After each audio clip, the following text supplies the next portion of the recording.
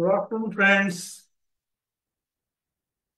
बऱ्याच वेळेला आपल्याला हा प्रश्न पडतो की मी स्टॉक्स घेऊ का म्युच्युअल फंड घेऊ. Many times people ask me a question, why not stocks, why to invest in mutual fund instead of stocks. तर आज मी या विषयावरती थोडस माझं मत प्रदर्शित करणार आहे की स्टॉक घेण्याचे बेनिफिट्स काय आहेत आणि म्युच्युअल फंड घेण्याचे बेनिफिट्स काय आहेत. आणि माझं स्वतःचं प्रांजळ मत असं आहे की म्युच्युअल फंड हा नेहमीच जास्त ऍडव्हान्टेज आहे म्युच्युअल फंड घेण्यामध्ये, कारण की तुम्ही एक CHR अचीव्ह करू शकता जर तुम्हाला स्टॉक मध्ये थोडं कठीण पडतं अचीव्ह करायला. आता let us take an example. मी जर का असं म्हटलं की तुम्हाला चहा करायचा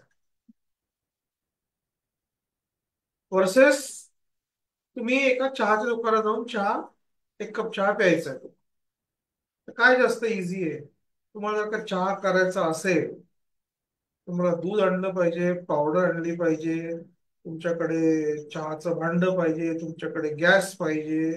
हे सगळं झाल्यानंतर तुम्ही तो चहा करणार, बरोबर आहे. पण हे जर का मी चहाच्या दुकानामधून रेडीमेड चहा घेतला, तर ते चहाचं भांड, ते दूध, पाणी, गॅस, हे सगळं त्या चहाच्या दुकानदाराकडे आहे, त्या टी वाल्याकडे. मग तुम्हाला एक रेडीमेड चहा देतो, बरोबर आहे. इतकं तर कळलं. आता हे तुम्ही जेव्हा चहा स्वतः करायचं म्हणता, तर तुम्हाला या सगळ्या गोष्टी आणल्या पाहिजे. आणि त्याच्यानंतर सुद्धा तुमची एक्सपर्टीज नाही आहे तो चहा करण्यामध्ये, तो कसा होईल तुम्हाला माहित नाही. ते तर तुम्ही जर चांगल्या चहाच्या दुकानात गेलात आणि जर का तुम्हाला रेडीमेड चहा दिला, तुम्हाला फक्त चहाचीच कॉस्ट आहे ना. बाकी सगळं तुम्हाला करायची गरज नाहीये.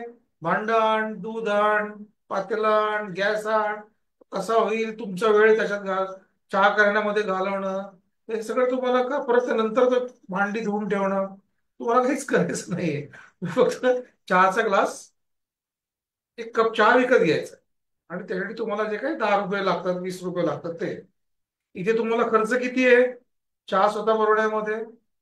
तुम्हाला पावडर आणली, पावडरचा खर्च, सगळा वेगळा वेगळा खर्च तुम्ही ऍड केला, तर खर्च खूप आहे. प्लस तुम्हाला एंड रिझल्ट माहित नाही, प्लस तुमचा वेळ आहे. मित्रांनो, हाच फरक आहे म्युच्युअल फंड घेण्यामध्ये आणि स्टॉक घेण्यामध्ये. स्टॉक घेण्यामध्ये पहिले तुमचा वेळ आला, तुम्हाला डीमॅट अकाउंट आलं, तुम्हाला ब्रोकरेज आलं, तुम्हाला स्वतःचा रिसर्च करणं आलं, आणि परत तो स्टॉक परफॉर्म करेल की नाही तुम्हाला माहिती नाही. तो वेळेवरती विकणं आलं, परत त्यासाठी रिसर्च आला, परत त्यासाठी तुम्हाला वेळ खर्च करायला पाहिजे, परत त्यासाठी तुम्हाला ब्रोकरेज दिलं पाहिजे, परत त्यासाठी हे सगळं तुम्हाला हिडन कॉस्ट आणि प्लस नेट रिझल्ट माहिती नाही. म्युच्युअल फंड मध्ये तो चहावाला बघून गेला सगळं, तुम्ही फक्त चहा प्यायचा आहे तिकडे. तो त्यातले म्युच्युअल फंडच्या पोर्टफोलिओमध्ये जे स्टॉक्स आहेत, कुठला स्टॉक परफॉर्म करेल, कुठला नाही, कुठला केव्हा घ्यायचा, कुठला केव्हा विकायचा, सगळं तो विकेल, तो करेल. तुम्हाला फक्त रेडीमेड चहा 10 रुपयात मिळतोय, तुम्ही प्या. त्याच्यामध्ये जे युनिट्स आहेत, तुमच्या म्युच्युअल फंडच्या युनिट्स मध्ये जे शेअर्स आहेत, जे मॅनेजमेंट तो म्युच्युअल फंड वाला करतो. आणि तुम्हाला शेअर घेतले तर तुम्हाला प्रत्येक वेळेला short term capital gain, long term capital gain तुम्ही एक्झिक्यूट केलं की तुम्हाला पे करावं लागेल.